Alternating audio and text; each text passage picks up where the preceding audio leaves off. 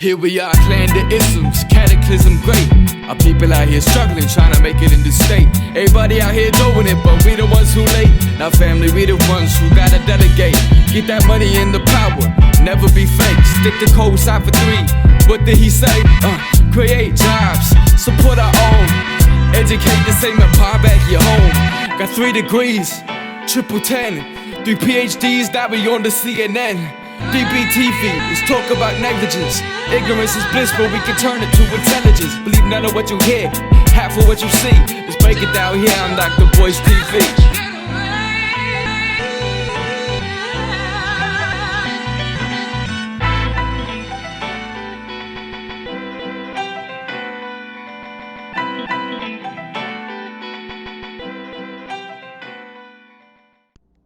Hey, what's up, guys? I'm going to do a very quick video on this, but I thought I would talk about it because I thought it was interesting. You have to forgive me, I just finished running, and you guys know I did my first marathon this week, but I'm not Eliud Kipchoge, who is the greatest marathoner of all time.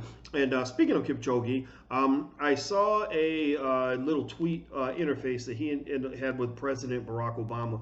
And I thought it was very interesting. I won't take much of your time, but I thought I'd share this video with you guys so you can kind of get a quick take on this. So here's what happened. So Obama tweets at Kipchoge. He says, well, actually doesn't tweet at Kipchoge. He just tweets his name. And he also tweets the name of Bridget Kosgei. I hope I said it right. If I said it wrong, I apologize.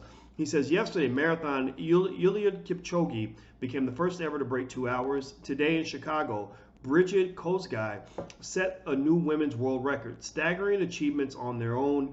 They're also remarkable examples of humanity's ability to endure and keep raising the bar. Now, I thought that was really great. It's a very nice, heartfelt statement. And the reason I think it's relevant for Obama to comment on this is because, he's from Chicago, and that's where Brigitte broke the world record. And also, Eliud and Brigitte are both from Kenya.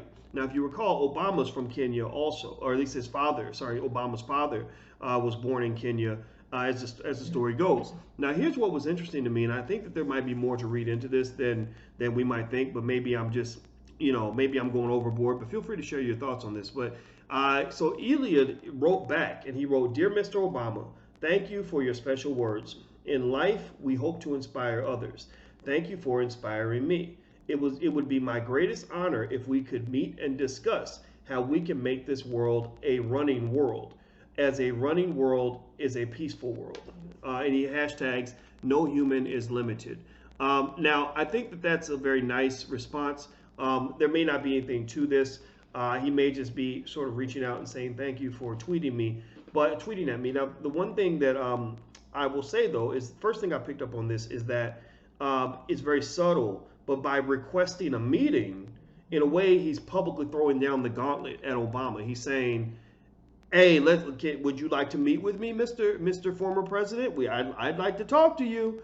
And that may seem benign and uninteresting to most people, but to me, I took notice of that. I said, that's interesting. He tweeted back at him, and he requested a meeting. Now, on the surface, it's like, oh, yeah, let's get together and let's just talk about how we can get people to run. But I can't help but wonder if the fact that Obama's family is from Kenya and Eliud and Brigitte are from Kenya is leading Eliud to say, okay, I want to sort of stretch him a little bit and get him to do a little bit more than just tweet a congratulatory tweet. Because as you know, Mr. Obama has a lot of power. And one of the critiques of Obama is that he doesn't use that power. He says very polite, very basic things. For example, if you go to his Twitter account, you won't find anything really truly substantive. Like you see first at the top, you see an image on his Twitter page of him reaching out and holding the hand of a little white girl. And then he says something about he mentions the death of Elijah Cummings, R.I.P. to Elijah. That was to be expected. But then he also mentions that he was proud to work with Justin Trudeau, the Canadian president. He mentions that he and Michelle were going to Malaysia for an Obama Foundation event. He talks about, let's see here. He's visiting Vietnam to inspire girls. Oh, sorry, he retweeted Michelle. Congrats to the Washington Mystics on a gutsy first ever championship. And so the point of the matter is to say that a lot of what Obama talks about, these are things that are pretty politically safe. And one of the things that I've always been really curious about is why there's not a more direct challenge to the fact that just literally right down the street from Obama's house in Chicago, there are still young men being killed every day. Also, in fact, the black male unemployment rate right in his area for black men between 20 and 25 is about 40 to 50%. And it doesn't mean this is the only issue on earth, but it does mean it is an issue. It's an important issue. And but typically, a lot of politicians, the safer ones, they tend to go toward issues that where they're running downhill with the wind at their back, and everybody's kind of supporting it already. So it's not a risky sort of a thing to kind of confront. So I really think that Eliud challenging Obama for a meeting says to me that he probably wants Obama to consider something a little more substantive than just tweeting a congratulatory tweet.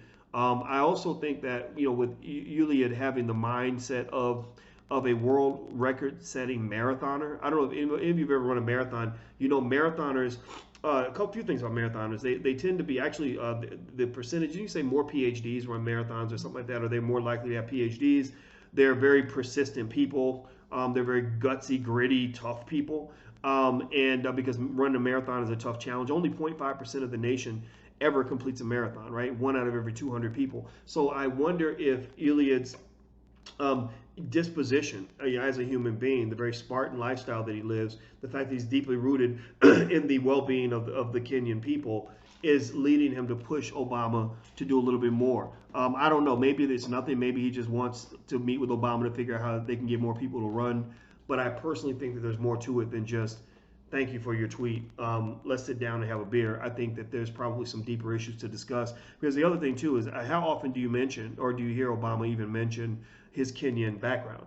He didn't say, as a fellow Kenyan, my father was from Kenya like you, blah, blah, blah, blah. He just mentions their names. So, again, this is not to even discredit what Obama was trying to say. It says that he speaks in code a lot, and he doesn't challenge difficult issues very often. He stays very politically safe.